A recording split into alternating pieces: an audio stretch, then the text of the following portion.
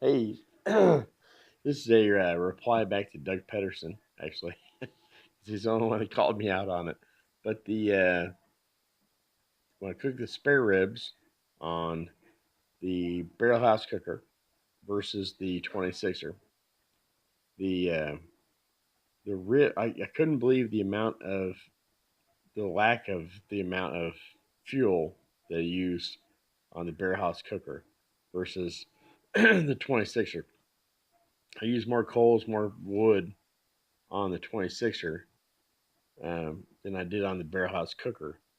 Barrel house cooker produced those ribs were like basically touching the coals when we started.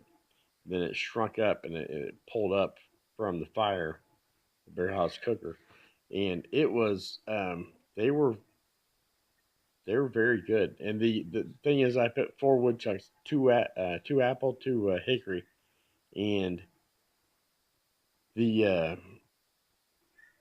I could do another cook with the wood chunks that I had because they didn't burn out. They just smoldered a little bit. The flavor in the barrel house cooker was very good. The one out of the 26er was a little more intense. I mean, it had more of a wood flavor to it than considering it was charcoal plus wood chunks. The Weber 26er was more of a had more of a wood flavor, was stronger than uh, the Bear House cooker. But the Bear House cooker, I could see where it would be just a. I actually, I actually overdid them. Actually, they were fall off the bone. Bones would pull straight out of them. Uh, if you try to actually bite into it, you just pull the whole rib off. I mean, it was just they were super juicy, super tender. They were very good. On the barrel house cooker. The Weber 26er, they had a nice firm bite to it where your bite pulled away from you, and then you had a little cut out where your teeth were, where you pulled the. So I mean, it was more of like a competition style on the Weber 26er. Had more of a wood flavor to it than the barrel house cooker. Um, but the barrel house cooker was more of I don't know how to say this right, but it had more of a cleaner uh, wood taste. Now I have a stick burner, which I burn nothing but I don't burn any charcoal in it. I just burn straight wood in it, and it was very similar to the barrel. But my hope is I'm going to be getting a 22-inch Weber Smoky Mountain, and I think that'll actually, I probably end up getting rid of my barrel smoker if it turns out to be as good as what I think it's going to be, which it probably will be. But as far as hanging meat right over the coals, which I don't get how you can hang it right over top of the coals and it can be touching the coals and not burn. I mean, they're still edible. The bottom two bones on that rack that I hung that was touching the coals when we started was edible. It wasn't dried out. It wasn't um, wasn't crispy. It was edible. Would I served them like a competition? No, no. But four ribs up, they were perfect. Like I said, I wrapped them. I did a 3-2-1. So 3 hours of smoke, 2 hours wrapped, and then 1 hour unwrapped, and then that's when we're saucing it. So we're saucing like every 15 minutes, trying to flip them.